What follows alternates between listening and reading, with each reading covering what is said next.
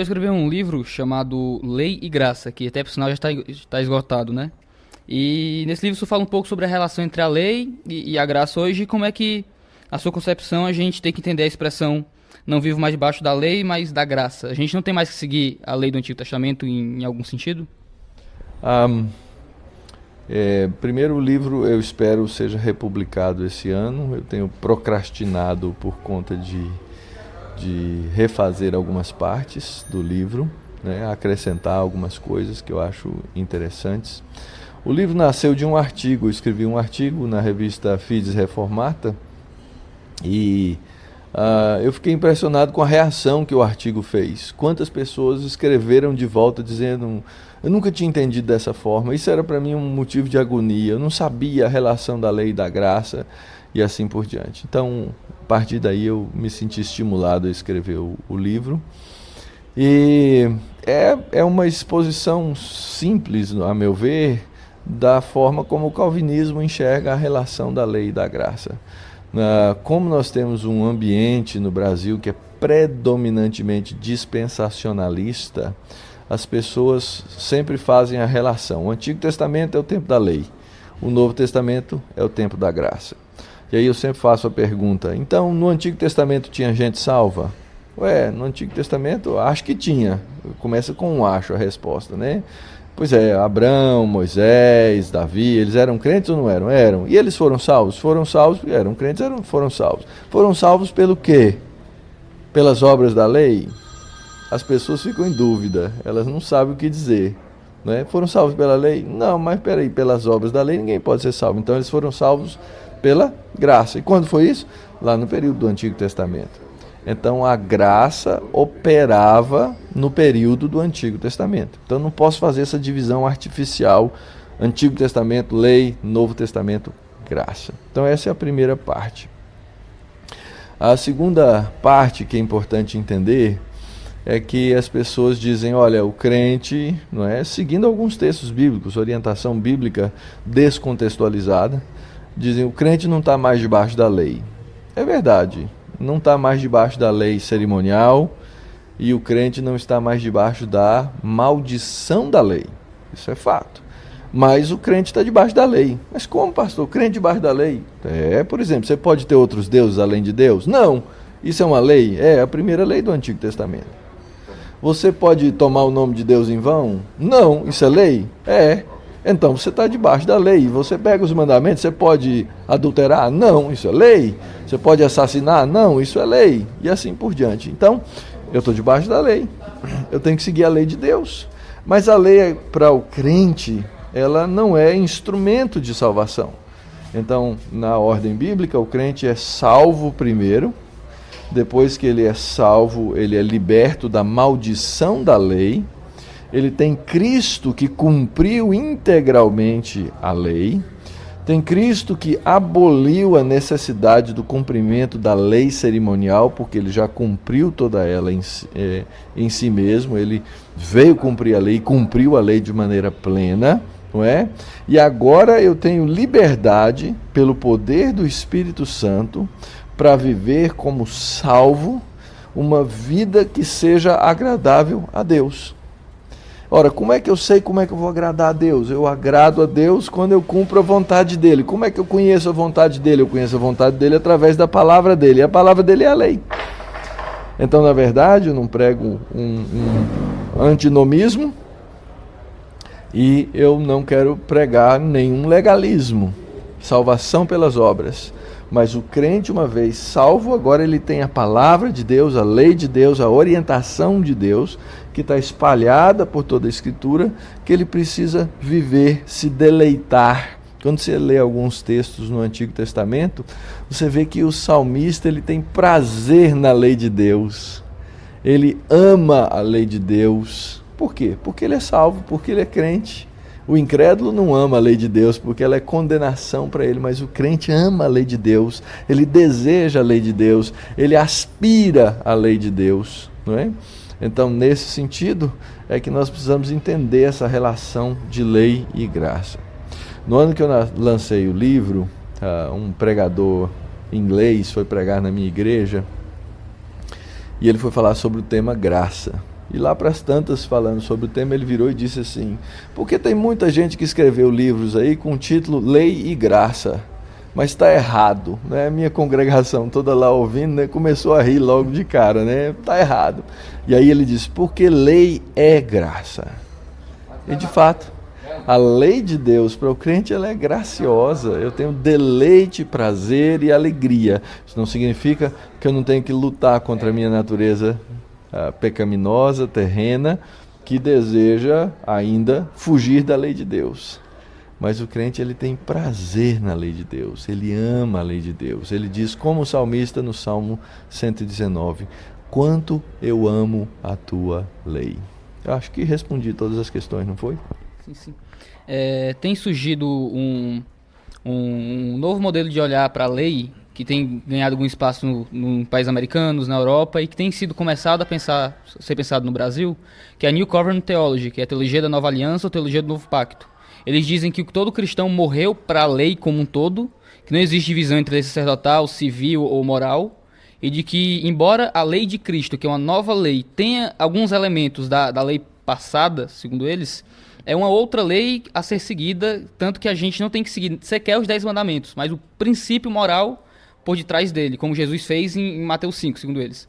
Qual é a resposta do senhor que é aliancista a isso? Essa é uma visão, uma abordagem que eu acredito equivocada quanto à visão da lei. Quando Jesus, principalmente no Sermão do Monte, ele fala várias vezes, ouvistes o que foi dito, eu porém vos digo. Existe um grupo que nega, que diz que Jesus então agora ele está largando a lei ou está fazendo uma nova lei. Isso já é um erro por si só. O que eu acredito a respeito do que Jesus está fazendo ali naquele ponto de Mateus capítulo 5? Ele como filho do Pai e Deus verdadeiro que é, ele agora encarnado na terra, ele é o verdadeiro intérprete da lei. Então, o que Jesus faz em Mateus 5? O que Jesus faz em Mateus 5 é arrancar da interpretação que estava cheia de erros, cheia de vícios, feita pelos fariseus, pelos escribas e por todo mundo ali em volta, é arrancar o erro da interpretação para dar a verdadeira interpretação. Então, a tendência do judaísmo naquele período era exatamente interpretar como necessário de cumprimento os aspectos externos da lei. Jesus diz, espera aí, vocês estão brincando de religião. Isso não é verdade. E o que Jesus faz então é dizer, eu vou dar a interpretação verdadeira da lei. E aí então ele vai dizer, olha, alguém que faz dessa maneira já cometeu, já quebrou esse mandamento, não é? Mas ele não faz abolição da lei. Ele diz, eu não vim abolir, eu vim cumprir, e ele cumpre. Ora, a lei moral, ela é parte do caráter de Deus. Deus é um ser moral. A lei é uma expressão daquilo que ele é. Então essa lei, mesmo depois de escrita e registrada por Moisés, ela não pode ser abolida. Enquanto a gente observa que o que a gente encontra são desenvolvimentos práticos para a aplicação da lei moral. Então, quando o calvinismo histórico faz essa tríplice divisão da lei, eu entendo que não existe nada da lei civil ou da lei cerimonial que está fora da lei moral. Na verdade, eu tenho a lei moral, dentro da lei moral eu tenho a aplicação da lei civil e tenho a aplicação da lei cerimonial, e essas ainda se entrelaçam. Tem hora que é muito difícil saber o que é lei civil e o que é lei cerimonial, mas toda ela é lei moral. Não existe nenhuma lei que seja de Deus que seja imoral ou que seja amoral. Então toda lei, ela é lei moral, né?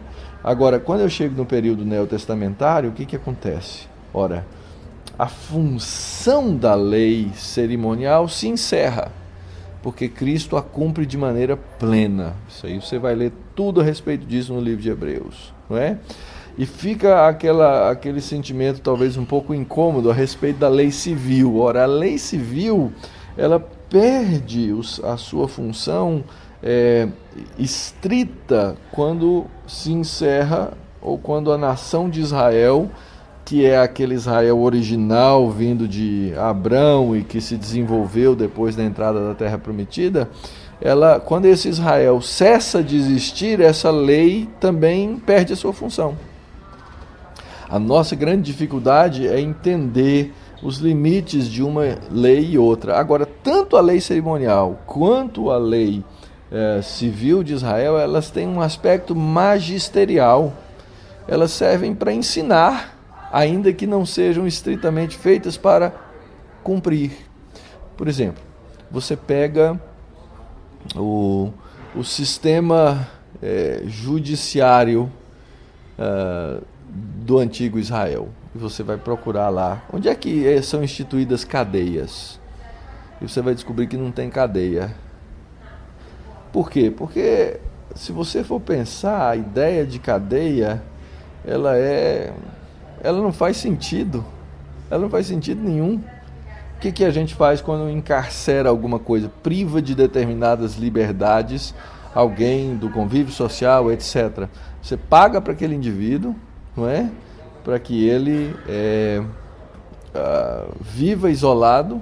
Você tem que pagar para a família daquele indivíduo sobreviver, porque senão ela também provavelmente vai entrar para uma vida de crimes, de roubo e etc. e tal. Como é que funcionava o sistema naquela época?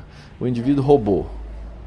Dependendo do que ele roubou, mostra a necessidade que ele tinha ou mostra o que ele tomou do outro. Por exemplo, se alguém roubasse uma ovelha, a penalidade era restituir X vezes mais.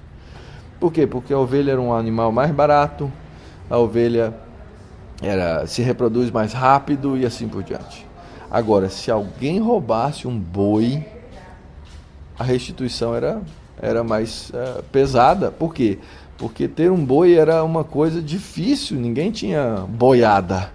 Não é? O indivíduo tinha um boi e ele usava aquele boi como sustento da sua família, era o animal capaz de arar a terra, os outros não conseguiam fazer isso e assim por diante. Então a pena era pior. Ok, então agora você vai restituir 5 vezes mais. Tá bom. Como é que você restitui 5 vezes mais se você já está sem dinheiro para restituir? Você vai se tornar escravo. Interessante que aquela escravidão ela era abençoadora. Por quê? Porque ela permitia o indivíduo pagar a sua dívida com aquele que havia sido defraudado no bem. Então não era um pagamento social só, mas era individual. Aquilo aproximava o indivíduo que havia cometido o crime da pessoa que foi defraudada, que foi roubada. E aí o indivíduo fala, mas se eu ficar aqui trabalhando para o senhor esse tanto de tempo, minha família vai passar fome. Então a lei dizia o quê? Você é responsável pela família do cara também. Percebe como é que funciona essa relação? Ele trazia o indivíduo para perto, trazia a família do indivíduo para perto, fazia o indivíduo que tinha mais posse se tornar responsável por tratar bem aquele que se tornava o seu escravo. O indivíduo trabalhava e não perpetuava aquela situação, ou seja, quando ele terminasse de cumprir a sua pena, não é? Ele agora podia ir livre de fato, e se ele talvez por causa de alguma ou outra situação pensasse que aquele era um trabalho digno, ele podia dizer, não quero ficar escravo, o senhor me aceita aqui na sua casa continuar trabalhando?